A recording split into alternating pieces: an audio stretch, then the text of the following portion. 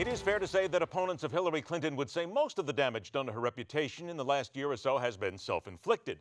You will likely find plenty of people who consider her a friend that would say the same thing. However, one of the most influential newspapers in the nation, maybe even the world, may have a vendetta against Mrs. Clinton that seems contrary when you consider the outlet is often seen as being further left than California is from New York on the map. Our guest happens to be in that state right now, was a supporter of Hillary's 2008 campaign, also author of the book Dirty Words on Clean Skin, Sexism and Sabotage, a Hillary supporter's rude awakening. Also author of the article we're talking about, the New York Times vendetta against Hillary Clinton. Welcome back, Anita Finlay. Anita, good to see you again, but I'll tell you, you have created consternation here. This is the New York Times, Anita. We're told that they're always left. They're supposed to love the Democrats. Well, you know what I would suggest? I would suggest that you find out who the major shareholder is for the New York Times, because there must be some sort of agenda there. They have crossed the Rubicon past just mere sexism into character assassination and even outright lying. Some of their articles, if you read the story and you read the headline, it's two different things. She said her lawyer got in touch with Trey Gowdy and said, yes, I'll be happy to come back and re-testify before the committee. The headline said, lawyer advises her against having an interview. I mean, this is just one instance, and there are many. Never mind all the character assassination and negative adjectives. I mean, they really are, working against her. And I also take issue with your statement that her wounds are self-inflicted. When you have the press complaining about her and writing some ridiculous stuff. I mean, Chuck Todd of Meet the Press, for example, is complaining about where she's having her first campaign rally on Roosevelt Island, which is highly accessible for public transportation. But he went on some rant that was downright unfathomable. Now, I will agree with you, though. I will agree with you in that point that there are people who go way overboard, but they do that on every politician. You are exactly right.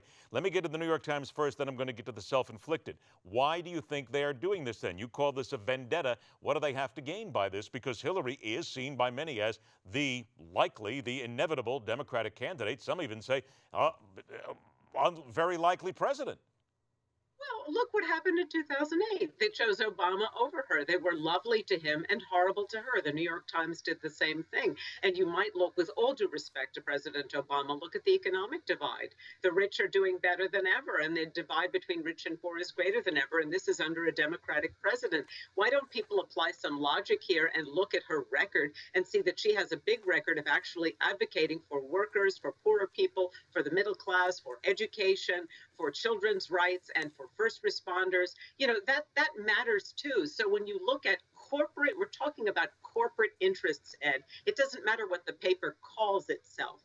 Looking at corporate interests that have an interest in not having somebody who's a populist be president. Well, let's then talk about some of these other issues here. I got a couple of minutes left. First of all, more people see Hillary Clinton as dishonest and untrustworthy. This is according to the latest CNN ORC international poll. I mean, 57% say, no, she is not. She is not honest and trustworthy at all here. So what are we supposed to gain by this when you say that there's, of course, people who are after her, but even the public itself is looking at Mrs. Clinton saying, why don't you tell us the truth? Why don't you be more transparent? This is why we don't trust you.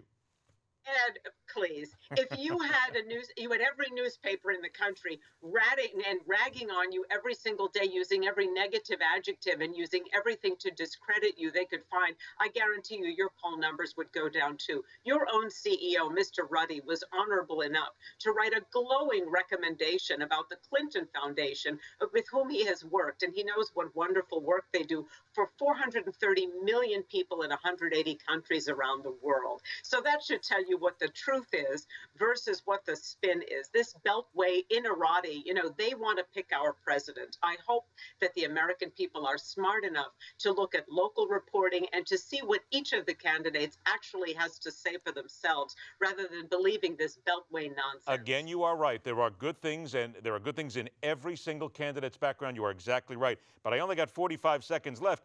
Here is Citizens United suing the State Department in federal court. They claim that Hillary Clinton still has not shown them these emails. They're not showing the documents that they want. They've been waiting for 5 months. And this is where people say, wait a minute, this is legitimate here, according to many people in the public. Why not just come clean? Come clean. Sheets handed over 55,000 pages of email. Colin Powell used a personal email server. He handed over 0. Why isn't Citizens United suing him when they're the ones who led us falsely into the Iraq war on faulty intelligence? This is clearly a political ploy. You know it. I know it. Citizens United, really. I mean, let's be honest about that, Ed. You know, I would sincerely hope that the American people see through that. She's going to have a great opportunity to speak to them all about the issues that matter to them, and then they can decide. But don't let the press decide for you. That's the only recommendation I have. I'm going to give you this much, Anita, as this conversation goes on. Issues, yes, but please don't use such common sense and talk about issues. We are talking about the American political system. You're going to hurt yourself. A reminder again that the book, marvelous book, it's called Dirty Words on Clean Skin. Always a pleasure to have Anita Finlay here, who always speaks her mind. Anita, take care, and please don't go see San Andreas. I certainly won't. I'm afraid to. Thank you so much for your kindness. Always great to see you. Take care. We're right back.